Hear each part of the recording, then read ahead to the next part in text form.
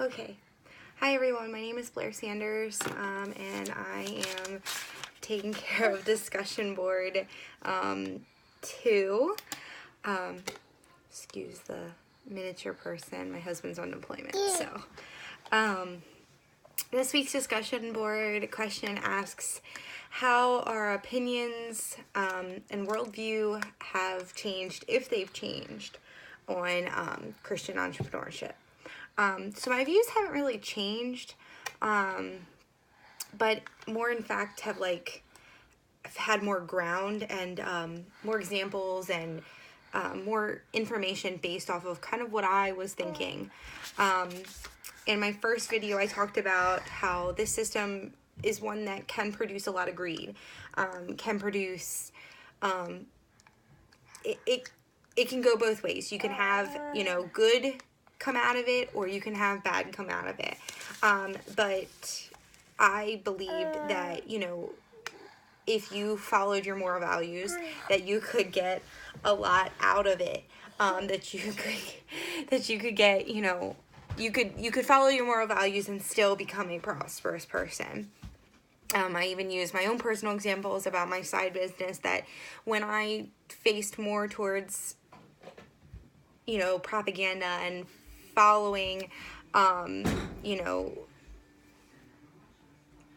more business tactics, I wasn't as profitable as I was if I stayed true to myself, made it more relatable, showed my child, made it more about who I was.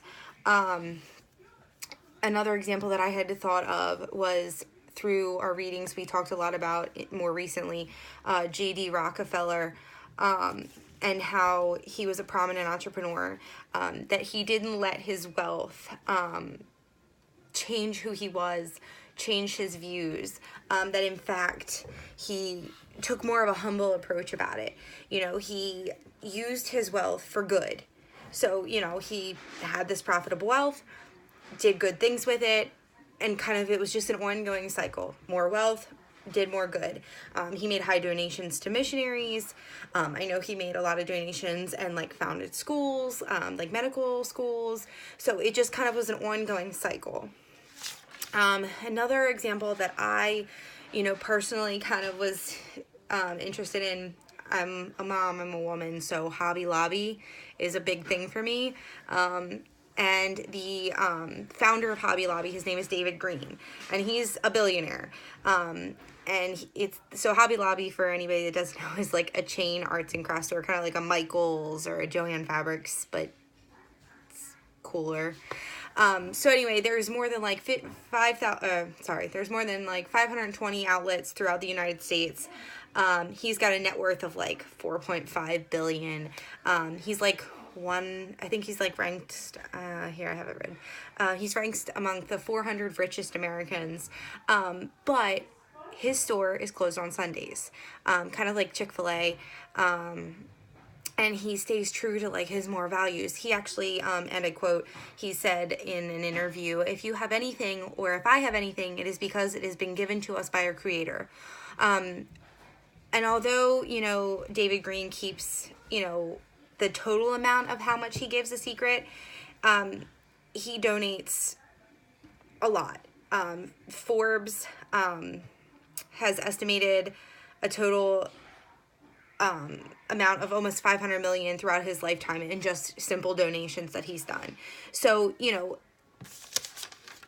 I think that, throughout our information, it's very easy to take bits and pieces of it and, question our thoughts and question, is entrepreneurship bad? Does it go against what we do, what we believe? And that's good. That's good thought, that we have those thoughts, that we can, take those thoughts and, mix them up and, brainstorm. But at the end of the discussion, I always come back to who I am and as a business person, and who I am as a person. And then I take examples such as J.D. Rockefeller or David Green, or, you can just simply Google, Christian entrepreneurs, famous Christian entrepreneurs, and I'm sure there will be a whole list of them that come up.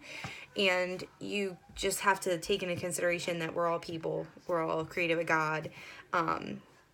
And so all in that, my view just really hasn't changed. I mean, I'm learning a ton from this course. I'm sure you all are too. I hope that you all are, you know, hanging in there. I know that life can get crazy. I know that for a fact. So that's kind of it. And I hope you guys all have a good night.